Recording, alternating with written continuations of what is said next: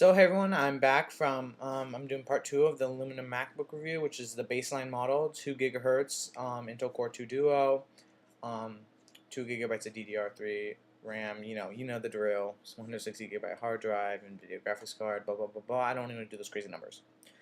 So um, in the message early in the video earlier, you just got to know who I am. This is my first real video I'm uploading to YouTube, like that I'm actually gonna spend time on. So I wanted to go over some of the features more in depth after that little overview, and we can really talk about getting into the computer in terms of what it's capable of doing, what it's good for, what it's not good for, and just general things like that. So we're gonna start with the trackpad. I know every reviewer start with the trackpad. I don't know why.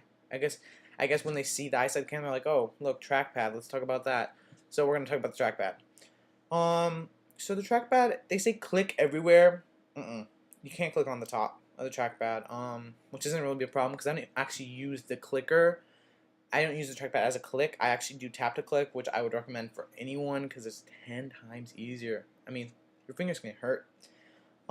It's really nice. It's responsive. Having any problems with it, and with the new finger functionalities, with pinch and swipe and blah blah blah blah blah. Probably already know about that. If you don't, go to the website. That's what it's there for. Apple.com. They have all the features. Um, let's talk about speakers. Now, speakers, I think, were an improvement from the last generation white MacBooks. They are no longer recessed in the back of the computer to bounce off the screen. They are now actually under the keyboard, which is kind of a good sound. It's a good place for it from an aesthetic point of view, but I've actually been typing when the music's playing, and you can actually kind of hear subtle changes because the sound, when it comes up throughout the keyboard, so I just covered my face there, it actually bounces off the bottom of the keys. So it's a distorted sort of sound. It's really weird. I don't know what the deal is with that, but it's fine. I really don't care. If you're using your MacBook as a powerhouse to play music, then chances are something's wrong with you because it's not meant to output all this crazy sound. But it's nice for casual listening. Works great. So I wanted to talk about the glass screen. Now the glass screen, thanks to LS Hacks, you might want to check out some of his videos. I found out that the screen and the actual casing it's in on the top, where the screen is kind of one unit. So what that means is if you crack the screen, you're gonna have to get the whole front or the whole top, as if it was closed, of your computer replaced. It's got to go. All of it's got to go.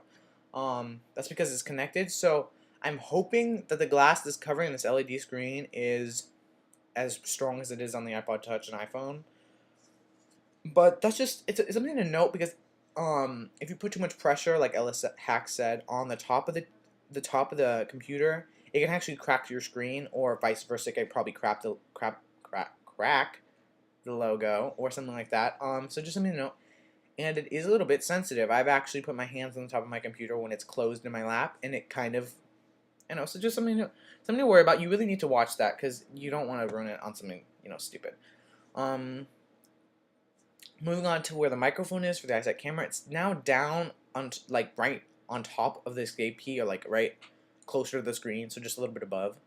I guess since it's glass, it can't be next to the microphone anymore, which is kind of bad because this sound doesn't pick up as well. But it's kind of too bad. That's what you get when you're going to gloss the screen. The gloss screen is not a problem in terms of glare. I guess it could be for professionals, but that's kind of a hit. But don't cry about the FireWire. I said that earlier. So I want to talk about actual performance and how it runs. The computer runs great, flawlessly. I've opened up several applications. I'm working on movies, photos. It's really responsive. The Wi-Fi works great. Some people are worried about it since it's aluminum that the Wi-Fi can get through or whatever they want to say. Accessibility, it's good. My mom, she just picked it up. She's a hardcore, and I mean hardcore PC user, so she knew. I mean, hardcore in the reason that she really closed-minded about how computers should work. So she picked it up right away. It's really easy to use. I want to talk about heat because heat was a problem, especially with the MacBook Pros, in terms of when they were doing things that were a little bit crazy. Because you gotta, when you're professional, you really have to work your computer in overtime. And even with the plastic MacBooks, Heat is no longer an issue. It does get a little bit warm where the processor is. It can kind of get warm all over, but it's not a problem. Like saying, John Rettner, who has a whole bunch of videos at johnforlakers.com and here on YouTube, says that he doesn't notice it with a pair of jeans on. I do. Sorry, it's getting warm on my lap, but it's not hot. It's not like, oh, it's not something you should be like, oh, should I be worried about it? It never crosses over to that what the old MacBook Pros had problems with. So yeah, you don't really need to worry about heat. I've been plugging into while sitting on my lap and running WoW. You know, WoW. All you WoW fans, Dractheron, Kelisha. Yeah, that's my character's name, Kelisha. Yeah, girl priest, undead for the horde. But anyway, so it ran fine. It gets a little bit warm, but again, the Wi-Fi is so strong. I have the crappiest Wi-Fi in my house, and it still picks it up, and it still runs it smooth, which is, you know, something to be said about Apple. So, so performance is great. You really don't need to worry about it. There's nothing really wrong. The weight of the computer as a whole, I mean, you know, being able to transport it is, it's 4.5 pounds, as they say in Apple. It's great. It feels light, but see, I haven't really owned a laptop so to me it kind of feels a little bit heavy, but maybe that's because I'm thinking it's heavy because it's aluminum, so I'm just thinking, because maybe it's not, but when you close it, it really does feel really sturdy, as people do say, it really does. But at the same time, you kind of fear dropping it because you just blew your money on a $1,300 MacBook. So, you know, it came with a case for me for free. I guess it was the holiday season, and Apple's, you know, they make so much money anyway. But I got a free case for it and stuff like that. Benchmark speeds for this thing are slower than laptop, but I mean MacBook Pro, but a lot of benchmark tests throughout the websites like Macworld and, you know, blah blah blah blah blah. I don't want to get into that. Say that it performed better than it really was expected, and I totally believe that. The battery, everything, is really flawless. I'm trying to think of problems I had. The heat is a little bit weird. I mean, it's not a problem. It's just kind of like you notice it, and I think that it's kind of, I don't know. Fans on this, instead of the old MacBooks used to have a problem with, and MacBook Pros, the fan turned on way too late. The MacBook would get hot or relatively warm, and the fans just didn't turn on. That's why a lot of people had to download fan control, which I almost did. But I was like, oh well, with this aluminum MacBook, and I'm sure with MacBook Pros and, you know, all the new MacBooks, the fan turns on maybe a little bit too late, but it's fine. I mean, when I notice it gets hot and it stays at that warm temperature for a while, but then the fan doesn't turn on for like another 5-10 minutes. So you're kind of like, okay, this is kind of weird. So it's not really, you know, that's just kind of an issue, but you shouldn't really have to download fan control unless, sometimes I do actually turn it on, because when I'm playing WoW, it gets kind of warm. I'm like, okay, fans are going full power right now, you know.